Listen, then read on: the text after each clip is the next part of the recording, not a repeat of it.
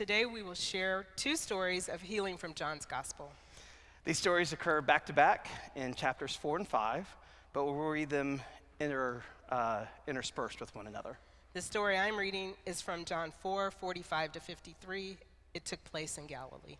And the story I'll be reading is from John 5, verses 1 through 9. It took place in Jerusalem. When Jesus arrived in Galilee, the Galileans welcomed him. They had seen all that he had done in Jerusalem at the Passover festival, for they also had been there. Once more, he visited Cana in Galilee, where he had turned the water into wine. Sometime later, Jesus went up to Jerusalem for one of the Jewish festivals. Now there is in Jerusalem, near the sheep gate, a pool, which in Aramaic is called Bethesda, and which is surrounded by 5 covered colonnades. And there was a certain royal official whose son lay sick at Capernaum. When this man heard that Jesus had arrived in Galilee from Judea, he went to him and begged him to come and heal his son, who was close to death. Now here a great number of disabled people used to lie, the blind, the lame, the paralyzed. One who was there had been an invalid for 38 years. Unless you people see signs and wonders, Jesus told him, you will never believe. When Jesus saw him lying there and learned that he'd been in this condition for such a long time, he asked him, "Do you want to get well?" The royal official said, "Sir, come down before my child dies." "Go," Jesus replied, "your son will live." "Sir," the invalid replied, "I have no one to help me get into the pool when the water is stirred. While I'm trying to get in, someone else goes ahead of me." The man took Jesus at his word and departed. While he was still on the way, his servants met him with the news that the boy was living. When he inquired as to the time when his son got better, they said to him, "Yesterday, at 1 p.m, the fever left him." Then Jesus said to him, "Get up, pick up your mat, and walk." Then the father realized that this was the exact time at which Jesus had said to him, "Your son will live." So he and his whole household believed. And at once the man was cured. He picked up his mat and walked. May God add his blessing to the hearing and receiving of his word. Amen. Thanks, Kim. You're welcome. Well, I hope you're able to follow the two stories like that. The reason we did it together is we're talking about signs and wonders this month, and these two stories comprise the second and third wonders in John's Gospel. And they happen back to back, 2 stories of healing. And, sometimes I write my sermons way in advance, like 2-3 weeks in advance. And most weeks, that's fine, it works for me. But every once in a while, something happens, and it makes me go back and realize, I need to completely rewrite the sermon. And that happened to me this week.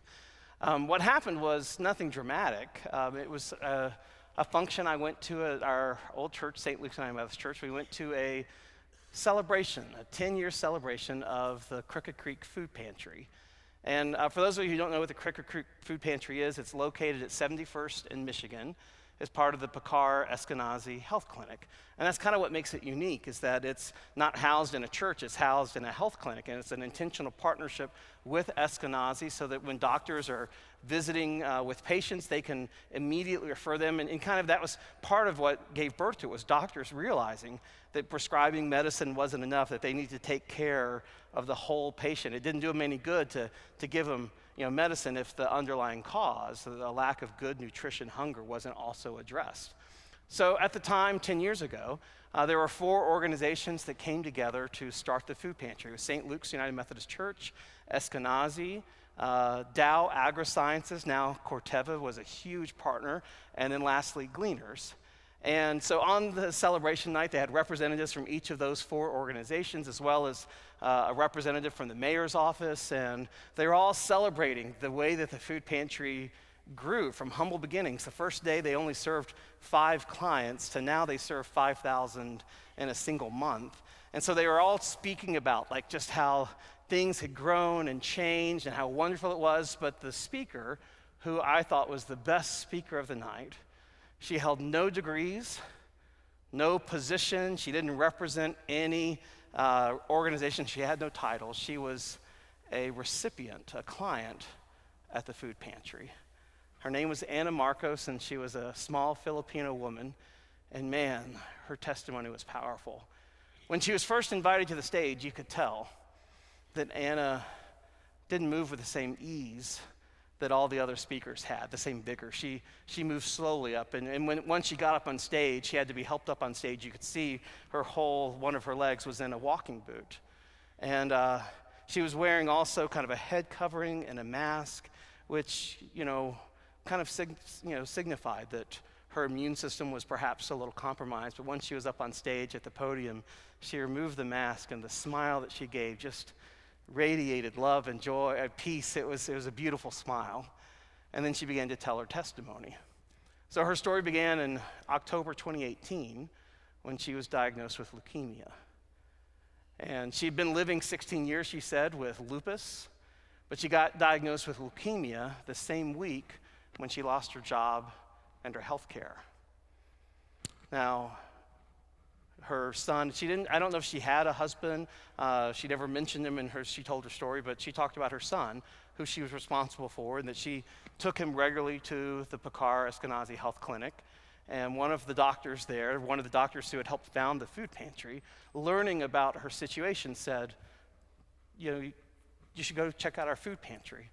And so she went that very afternoon, and in those days, the Crooked Creek Food Pantry, it's bigger now, but in those days, it was just almost like a big closet. There was a single aisle of shelves that were all stocked, and it was what we called a client choice food pantry, which meant clients were given a shopping cart, and they could push through the food pantry, and on each shelf was listed how many items they could take of different types and qualities, and meanwhile a volunteer was assigned one-to-one to every single client to kind of walk them through and show them what they could get and just to get to know their story.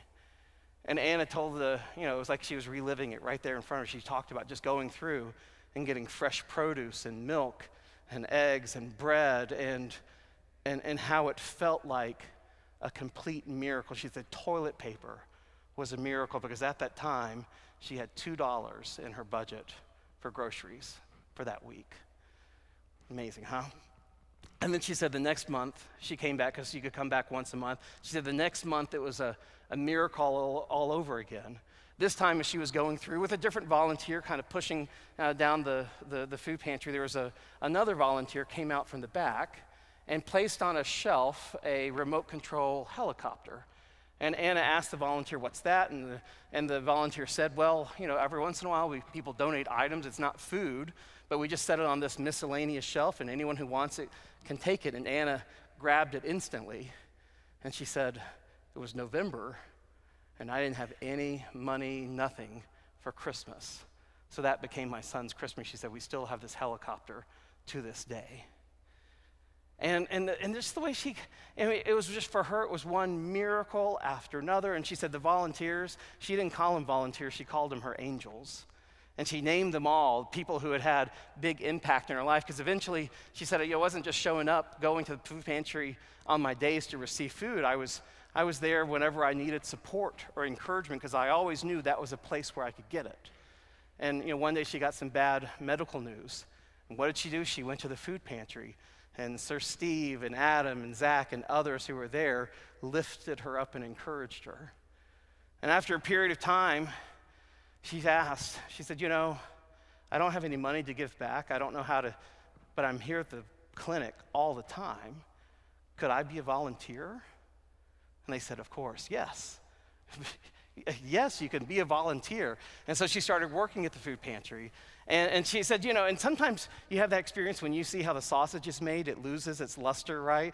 But that wasn't Anna's experience at all. If anything, it deepened for her the miracle. She said, because these trucks would arrive, and you never knew when the truck arrived what was in the truck, what you were going to be taking off and putting on the shelves. It was, kind of a grab bag. And she said, but it was a miracle every month when it was my time to go through the pantry. How whatever had come off the shelves that day was exactly what my family needed. Like I said, she blew me away because everyone was an accomplished speaker that night. They were all good. They were all, told the story. But Anna just radiated peace, hope, love.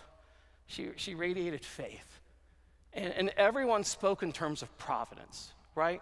Like everyone, when they were telling the story of the pantry, how this person led to this person, how all the pieces fell into place, I think all of us, could hear that thread being pulled. But Anna, she was the only one who used the language of miracles and angels. And I thought, oh, that's what healing looks like. When you see miracles and angels. And so I went back to my sermon, and I thought, that wasn't present in my sermon at all. I had focused much more on the conflict that Jesus' healings caused, because they did create conflict. We didn't read that part of the story, Kim and I, just a moment ago, but immediately after he healed the man who was an invalid, who was by the pool of Bethesda, the problem was it was a Sabbath. And on Sabbath, you're not supposed to do any work. And apparently, carrying your mat counted to the religious leaders as work. And you might think to yourself, well, that's pretty awfully controlling, and I would agree with you. Like, who cares if someone's carrying their mat? Aren't there bigger problems in the world to worry about? Like, shouldn't you be worried about your own relationship with God instead of worried about whether that guy is carrying his mat? But the religious leaders, they were in the forces of the law, and so they went to him, and they said, it's the Sabbath. The law forbids you to carry your mat. And this man didn't know any of this. He just responded with his own testimony. He said, well, the one who made me well told me to carry this mat. And the religious leader said, what? Someone made you well? Someone performed a miracle after you've been an invalid for 38 years? Who is this man? Let's go to him. We want to witness the miracle. We want to thank him and learn from him and seek healing ourselves. That's what you think religious leaders would do, except no, that's not what they said. Instead, they said, who told you could carry your mat? Again, who's breaking the law around here? The religious leaders, they missed the miracle, right? They missed it entirely. Because they didn't see a miracle. They didn't see the man who had been healed. All they saw was a lawbreaker. They were too busy controlling their lives and the world around them to see the miracle that had taken place in front of them. And if there's one piece I just want you to hear this morning, it's this, that Jesus sees. Jesus sees. This is the common thread between both stories that Kim and I read. If you go back and read them, you'll see how often that verb shows up. Jesus sees. Let's go back to John 4 for a second, when he's in Cana in Galilee, and the royal official shows up asking him to heal his son. Jesus sees the man. He doesn't see his position, his power, his authority. He was likely a friend of King Herod. And maybe that would make him an enemy to some. Certainly, he had a lot of control, power, influence. But Jesus didn't see that. What Jesus saw was his desperation. Maybe his faith, but really just his sheer desperation. And he saw the man's son, who lived in Capernaum, 25 miles away from Cana. And he said, go. Your son will be made well. And the man accepted on faith and went. Sure enough, he was healed.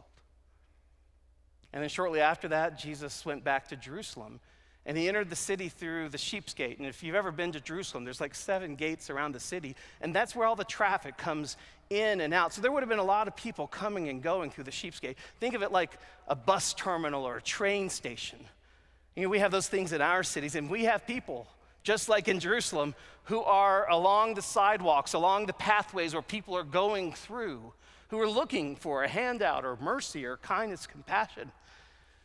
But it's easy to miss those people. It's easy to walk right by them. They're just part of the scenery, but not to Jesus. Jesus saw a man who had been lying there 38 years, and he knew his condition. And so Jesus approached this man and asked him, do you wish to be made well? Let's think about that for a second. What strange question to ask someone who's an invalid. Like, do I want to be made well? Sure, yes. Why else do you think he was sitting by the pool of Bethesda for 38 years? He desperately wanted to be made well, but that's not what the man said. Instead of saying yes, instead he explained to Jesus all the reasons he couldn't be made well.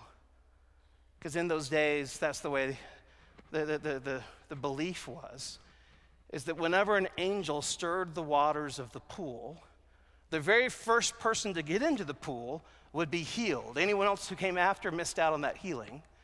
And this invalid said, for 38 years, I've watched other people get in the pool in front of me. I've not been able to receive, I've watched others receive healing, but not me. For 38 years, he's had to lay there and watch. And so Jesus, let me just pause there. Like, he's so conditioned by his condition that he can't say, yes, I want to be healed. But Jesus again sees, knows. And so he says to him, stand up, take up your mat, and walk. Which is powerful. That Jesus gives him a command so that he might take agency in his own healing, so that he might find the dignity of standing on his own 2 feet. The same kind of dignity that Anna talked about when she said, hey, can I volunteer here at the food pantry? It's a dignity that Jesus gave that man. And again, the religious leaders, they missed it. They scolded him. They didn't see the miracle that happened both in his body and in his spirit. Because I think being made well is so much bigger than just physical healing. That phrase, made well, is repeated 7 times in John chapter 5. Again, the one who made me well, the one who made me well, the one who made me well. Being made well isn't just about physical healing. It's a healing that encompasses our heart, our soul, our mind, our body. It's being made well in every possible dimension. And that's what Jesus offers. That's what Jesus desires to do, for us to be made well. And this is sometimes, I think, the challenge we have, or at least I have, when I come against miracle stories. Because if you've served in ministry or just been alive long enough, you know people who've received exactly what they prayed for, and by golly, it's a miracle. But then you also known people who have prayed and prayed and prayed and didn't receive the answer to the prayer in the way that they desired. A miracle may not always look like a reversal of a condition, but I don't think that means we can't be made well. I think the wholeness that God offers us is big enough and good enough to incorporate and include even conditions that we wish we didn't have, hurts and pains that we wish we didn't have to bear. I think the healing which God offers is big enough to include those things. We still can be made well. And because my witness to this was Anna. There she was standing in front of us. Leukemia, lupus, her leg in a boot. Clearly still a client at the food pantry facing financial limitations and hardships that most of us in the room didn't know or understand. And yet she radiated faith, hope, peace. She was the only one who spoke about miracles and angels. She was being made well in a way that was deeper and perhaps even more beautiful than any of the rest of us in the room knew or understood. Do you want to be made well? Where do you find yourself in this story that we just read? Do you find yourself sometimes maybe identifying with the religious leaders? Like your way of making things well is to have everything on lockdown and in control. Not just following the rules, but making sure everyone else around you is following the rules and being, rewarded appropriately. Is that one way that we all seek to be made well? Or maybe you find yourself identifying with the man who was lying beside the pool. Maybe you've had a hurt or a condition that you've carried for so long, you can't imagine life without it. You can't imagine it ever being healed. Or maybe, I think this is true of a lot of us, maybe you've put a condition on your healing. Well, if I could get into that pool, then I'd be healed. And so we say, if I could just lose that weight, or if I could just get that treatment, or if I could just have this fixed, or if I could find the person who makes me complete, or if I could get that job, or go to that school, or get that opportunity, or just finish this project and make it through this season, if, then I'll be made well. But when we put a condition on our healing, we miss what God wants to offer us in the here and now. I repeat the question. Do you wish to be made well? And is there some part of your spirit that says, yes, Jesus. Yes, Lord, that's what I want. John Ortberg is a Presbyterian minister, wrote a lot of books. I remember a story I heard him tell 15 years ago at a conference. And the story he was telling us about a time earlier in his ministry, before he'd kind of made the big stage at these conferences, when he was kind of up and coming at Willow Creek. And there was a time in his life where he was really trying to establish himself, and it was a growing church, and he was, growing in his reputation as a pastor, and it was a lot of stress and work and busyness. And at one point, it kind of took a toll on his own, emotional, physical health, and especially on his relationships who were around him. And at one point, his wife confronted him about it. And she said, John, you're not your best self right now. You're not the man I married.